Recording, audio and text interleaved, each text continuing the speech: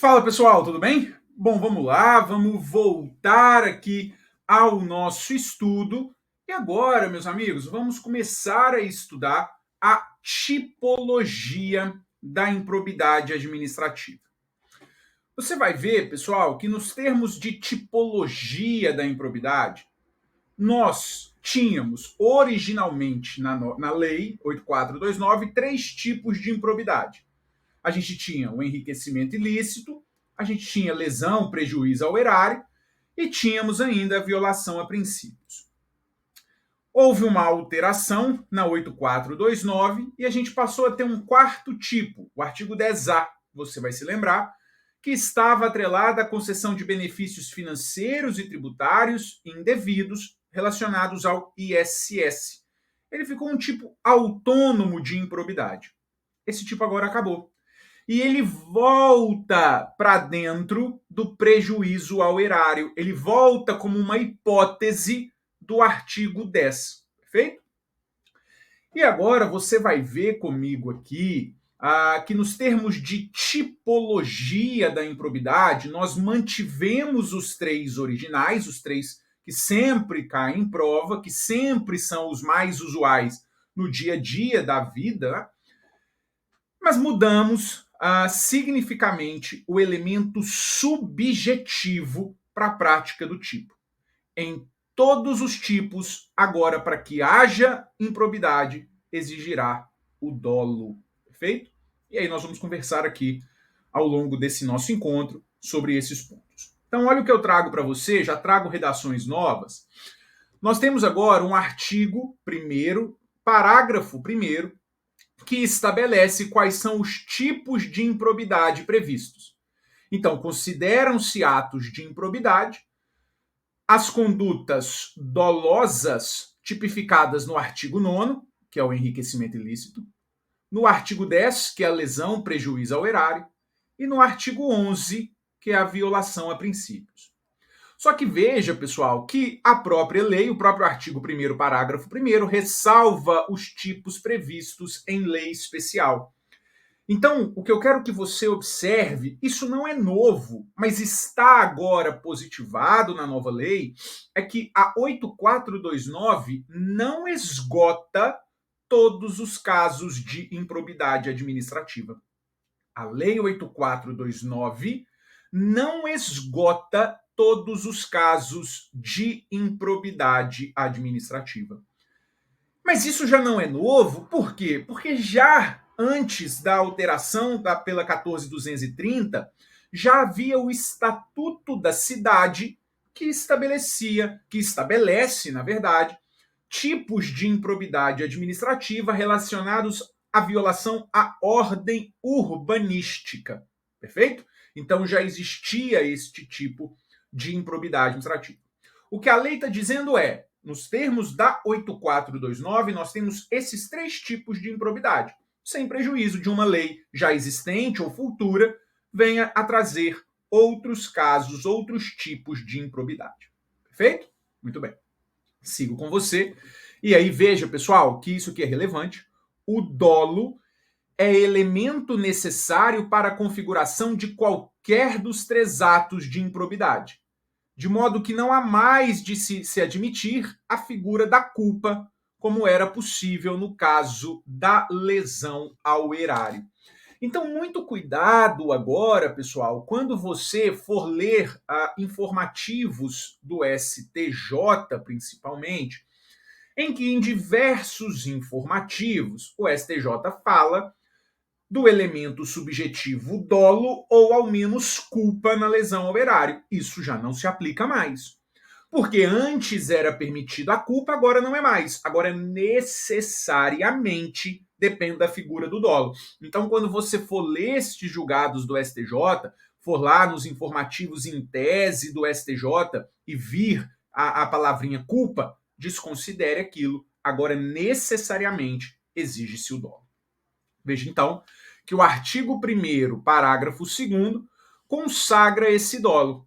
É a vontade livre e consciente de alcançar o resultado ilícito. Então, veja, pessoal, é a vontade livre e consciente de alcançar o resultado ilícito, tipificado nos artigos 9º, 10 e 11, não bastando a voluntariedade do agente. Não basta apenas a voluntariedade, um ato voluntário. O agente tem que querer praticar o ato ilícito. Ele precisa querer, ele tem que ter essa vontade livre e consciente. Grave essa palavra, essas expressões. Vontade livre e consciente de obter o evento ilícito. Perfeito? Muito bem. Meus amigos, ainda, vejam, o artigo 1º, parágrafo 3º, diz que o mero exercício da função ou desempenho de competências públicas sem comprovação de ato doloso com fim ilícito afasta a responsabilidade por ato de improbidade administrativa. O mero exercício das funções, sem a comprovação do dolo, do elemento específico para alcançar o fim ilícito, não configurará improbidade administrativa. Este é um ponto que é muito criticado por aqueles que não gostaram da alteração da 14.230, porque falam que este ponto vai ser muito difícil de provar, então, essa questão dessa vontade livre, consciente, desse dolo específico, com o fim específico de agir para alcançar o ilícito. Porque precisa provar especificamente que a gente quis obter aquele resultado ilícito específico. Então, muita gente fala, olha, isso aqui vai inviabilizar a punição de autoridades por atos de improbidade. A ver, né, pessoal, como isso vai ser tratado, principalmente pela jurisprudência do STJ, que é a que tem maior volume de julgados sobre improbidade. Trago ainda para você também o artigo 1º, parágrafo 8º, e aí, pessoal, veja, se você assiste esse nosso curso focado em concurso, né, que eu acredito seja a sua vibe, né, que acredito seja o seu nicho, este artigo 1º, parágrafo 8º, você pode ter convicção que ele vai aparecer em toda prova agora com a nova lei. Veja lá. Não configurará. Olha, não há improbidade, a ação ou omissão decorrente de divergência interpretativa de lei baseada em jurisprudência, ainda que não pacificadas, mesmo que não venha a ser posteriormente prevalecente nas decisões dos órgãos de controle ou nos tribunais do Poder Judiciário. Pessoal, isso aqui é um ponto relevante e que, de fato, não pode configurar improbidade administrativa quando eu tenho uma divergência de interpretação de lei baseada em jurisprudência, porque a gente sabe a jurisprudência é muito oscilante em determinados pontos. E para que haja uma jurisprudência consolidada, uma jurisprudência definitiva, julgados definitivos, isso às vezes demanda tempo. E nesse período tem interpretações divergentes entre as jurisprudências, entre tribunais de justiça, por exemplo. E o gestor que decidir com base em uma interpretação não pode ser condenado, não pode sofrer uma ação de improbidade em razão disso, em razão dessa interpretação divergente de lei baseada em jurisprudência. E ainda a questão ainda diz, ainda que não pacificadas, mesmo que não venha a ser posteriormente prevalecente, mesmo que a interpretação adotada pelo gestor não venha a ser a prevalecente nos tribunais, no STJ, STF, tribunais de contas, ainda assim não configurará improbidade administrativa. Então, muito cuidado com esse ponto. Isso vai gerar muita interpretação na prática, vai gerar muita dúvida para o magistrado aplicar esses dispositivos, este especificamente, mas, enfim, é o que nós temos. Isso vai ser muito importante que nós acompanhemos a partir de agora como isso vai ser tratado pelos tribunais de justiça, pelos tribunais de contas, pelo STJ, perfeito? Porque isso, de fato, vai gerar alguns julgados bem relevantes. Bom, o que eu quero agora tratar com você? eu quero tratar com você um quadro, quero fazer um quadro acerca da tipologia. Nosso quadro vai ser artigo 9º, vai ter o artigo 10 e vai ter o artigo 11. E eles permanecem com os mesmos nomes. Artigo 9º é o enriquecimento ilícito, artigo 10 é o prejuízo, dano ao erário, artigo 11 é a violação a princípios. Então vem cá, vamos ver o seguinte. Pessoal, para que configure enriquecimento ilícito, que é o artigo 9º, eu preciso de uma ação e uma ação necessariamente dolosa. Para que configure prejuízo ao erário, eu preciso de uma ação ou omissão necessariamente dolosa.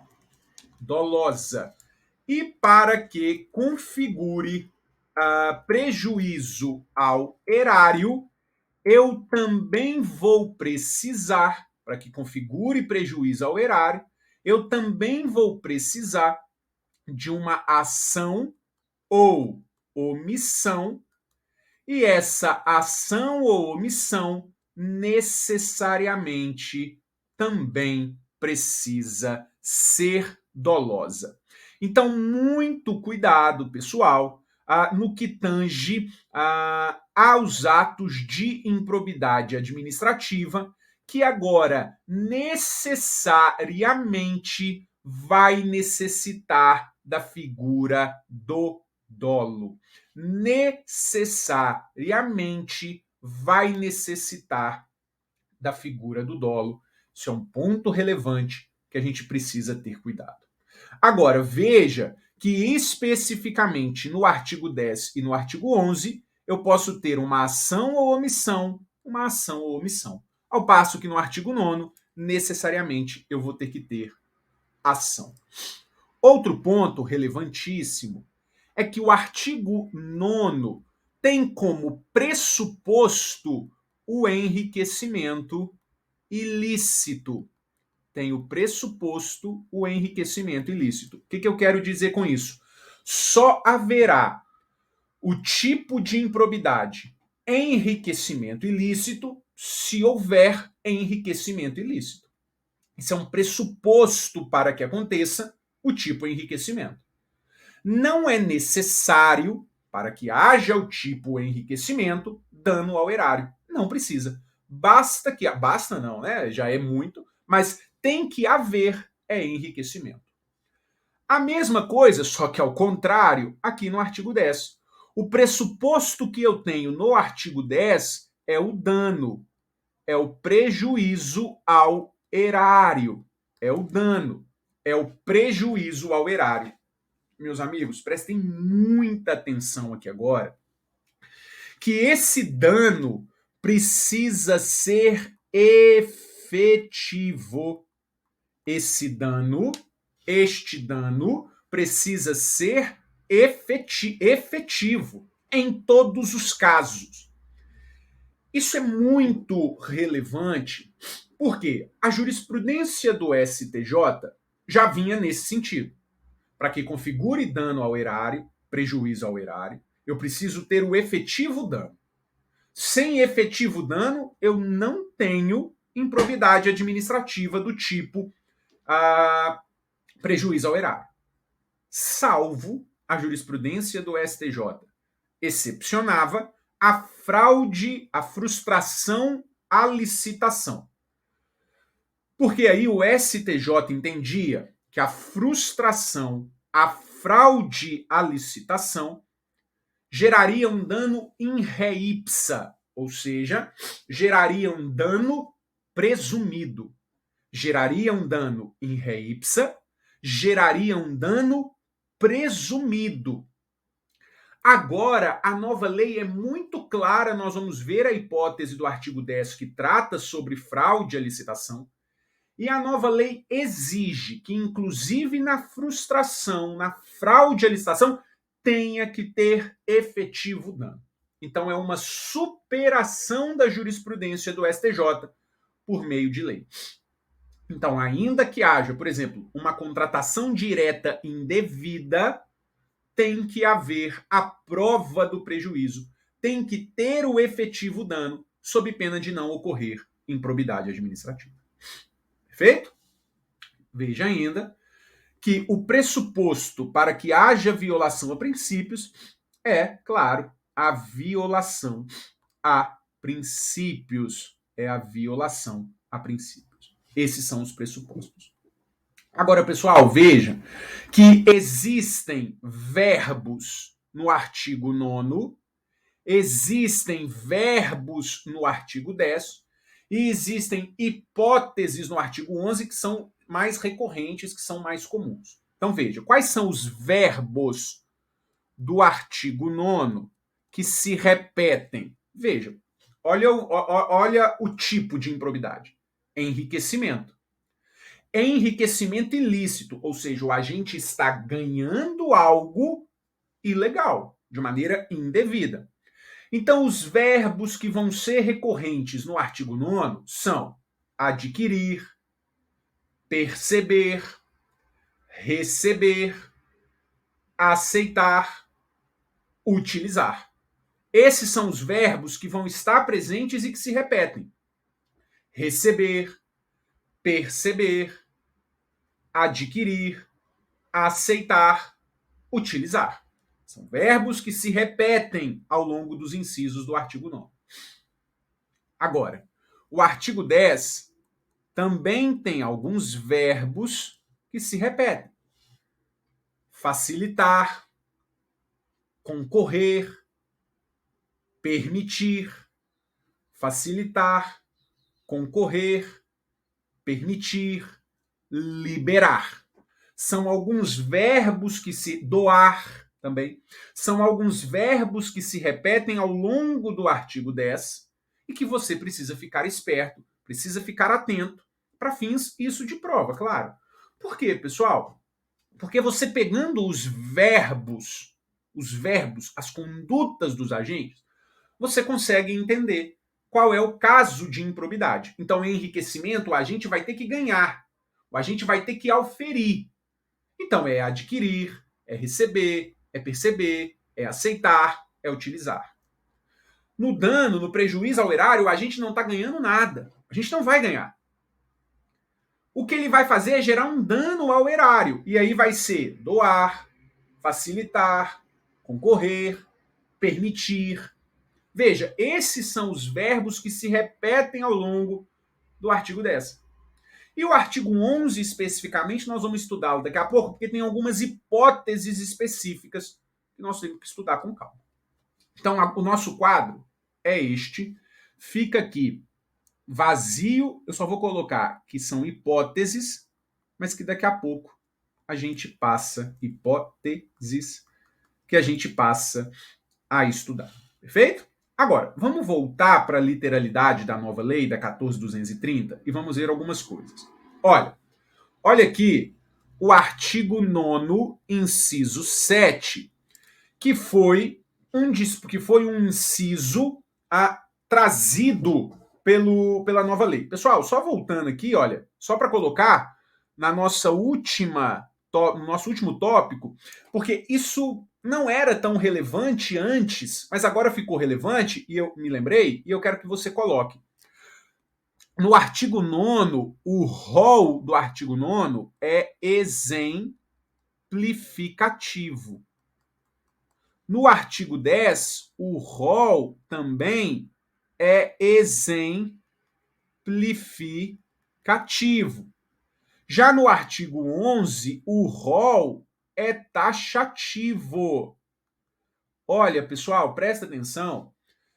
Por que o artigo 9 e o artigo 10, o rol é exemplificativo? Porque a lei deixou a expressão notadamente.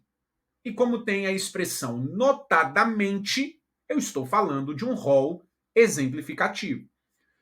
Já o artigo 11, a lei não trouxe esse rol, não trouxe essa expressão notadamente.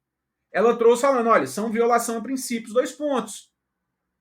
Então, por isso que se entende que o artigo 9º e o artigo 10 possuem um rol exemplificativo e o artigo 11 possui um rol taxativo. Taxativo. Perfeito? Então, agora sim, vamos lá, feito isso, vamos no artigo 9º, inciso 7, que teve a sua redação alterada. O artigo 9º fala, inciso 7, que é ato de improbidade que causa enriquecimento ilícito, olha o verbo, adquirir, para si ou para outrem, no exercício de mandato, cargo, emprego ou função e em razão deles, bens de qualquer natureza cujo valor seja desproporcional à evolução do patrimônio ou à renda do agente. Agora, vem o dispositivo e traz isso aqui que está destacado. Ó.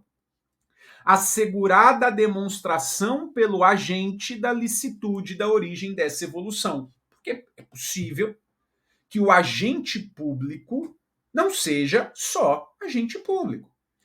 O agente público tem os seus ganhos, mas ele pode exercer uma outra atividade, o que não é ilegal, o que não é ilícito. E às vezes ele tem uma evolução patrimonial maior do que o comparado, do que de acordo com os ganhos dele, mas em razão de uma atividade ilícita que ele exerce um outro, entre aspas, emprego que ele tem, uma outra atividade que ele tem. Então o que a lei está dizendo é, configura de fato improbidade o agente adquirir bens desproporcionais à sua renda. Mas eu vou permitir a este agente comprovar que ele tem origem lícita de recurso, para ter aquele patrimônio, para ter aquele bem. Ótimo, está certa a lei. Eu tenho que dar a oportunidade ao agente público de comprovar que ele tem uma outra atividade, que ele tem uma outra renda que permite a ele ter aquela evolução patrimonial comparada à sua remuneração desproporcional, à sua remuneração de agente. Porque, às vezes, ele tem uma outra atividade. Perfeito? Bom, outro ponto aqui que eu trago para você é o enunciado 7 do CJF, da primeira jornada de direito administrativo, que diz que configura ato de improbidade a conduta do agente público que em atuação legislativa lato sensu recebe, olha o verbo, recebe vantagem econômica indevida. Bom, pessoal, eu nem precisaria desse enunciado, né? É claro que é ato de improbidade a conduta do agente que recebe vantagem indevida na atividade legislativa lato sensu. Mas como o verbo é recebe, o tipo é de improbidade administrativa de enriquecimento ilícito. O tipo é de improbidade de enriquecimento ilícito. Perfeito? Bom, outro ponto que eu trago aqui para você está relacionado às alterações dos incisos do artigo 10. Chama atenção, pessoal, o inciso 8º, que é a questão da frustração ao procedimento licitatório. Porque eu já tinha chamado a atenção para você, mas agora eu trago aqui, que lá na parte final do inciso 8º, exige a perda patrimonial efetiva, no caso de frustração de processo licitatório ou de processo seletivo para celebração de parcerias. E, olha, isso vai ser muito relevante, tanto na prática quanto em prova, tá? Exige a perda patrimonial efetiva. Como vai ser comprovado isso? Vai caber ao órgão do Ministério Público, porque agora é o único legitimado ativo, a ver como isso vai ser comprovado. Mas é preciso demonstrar o efetivo dano ao erário. E é como eu disse, né? Isso é uma superação do entendimento do STJ, que estabelecia o dano in re ipsa ao patrimônio público. Feito? Bom, trago ainda para você outros dispositivos, outros incisos do artigo 10, que tiveram a sua redação alterada. O 10, inciso 1, foi outro que teve a sua alteração alterada, teve a sua redação alterada. Olha os verbos: facilitar ou concorrer. São verbos que se repetem ao longo do artigo 10. Só que agora, veja, é facilitar ou concorrer por qualquer forma. Aí a lei trouxe, olha, para a indevida incorporação ao patrimônio particular de pessoa física ou jurídica de bens, rendas, verbas ou valores integrantes do acervo patrimonial. Então, o que a lei fez foi acrescer indevida. Todas essas que tiveram alteração, eu trouxe para a gente porque tem grandes chances de você ser questionado sobre elas. Então tá aqui, olha, a palavrinha agora indevida foi alçada ao texto. Outra que também é relevante é o inciso 10, porque agora é agir ilicitamente na arrecadação de tributo ou de renda, bem como no que diz a respeito da conservação do patrimônio. Veja que eu grifei o agir ilicitamente, porque antes da 14.230, a palavrinha que estava era negligentemente. E por que precisou sair a palavra negligentemente? Porque negligência é culpa. E nós não temos mais elemento de improbidade, nós não temos mais elemento de improbidade culposo. Agora, necessariamente, nós temos elemento de improbidade doloso. Eu preciso ter o dolo. Então, agir negligentemente não pode ser improbidade, é agir ilicitamente.